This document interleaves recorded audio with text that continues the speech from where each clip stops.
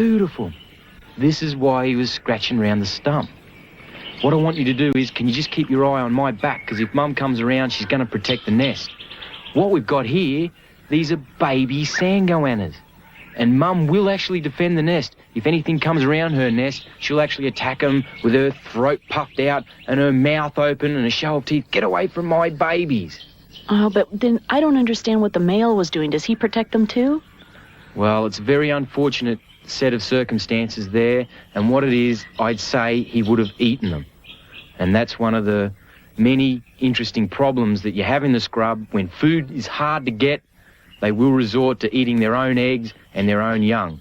The female, she certainly wouldn't touch her eggs, but that large male, he looked pretty hungry, and that's why he was scratching around this nest. He wasn't trying to save the eggs, he was going to eat them. How many eggs do you suppose are in there? Can you tell yet?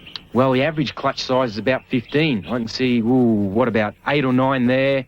So there'd probably be over 10. Some are still buried in the sand.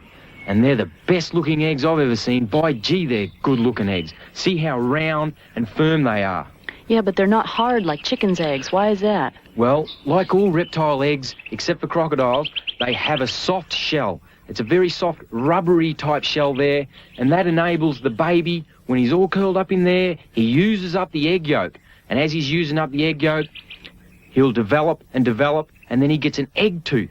Now, can you see this little bloke penetrating his nose through the eggshell there?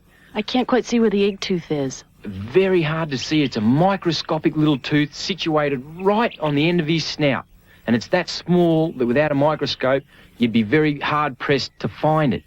And as that baby's developed, like they're ready to hatch right now, he's ready to go, and he'll just slide his egg tooth across the eggshell, pierce it, and then stick his nose out.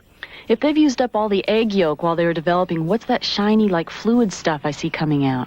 That's called umbio, and that's the fluid that's contained all the way around the baby. So while they're in there, they don't breathe air that we know it. And this little baby here, he hasn't had his first breath of air, so to speak. He's relying on what air is taking inside the egg.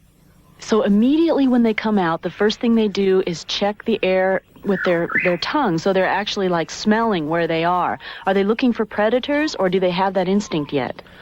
Well,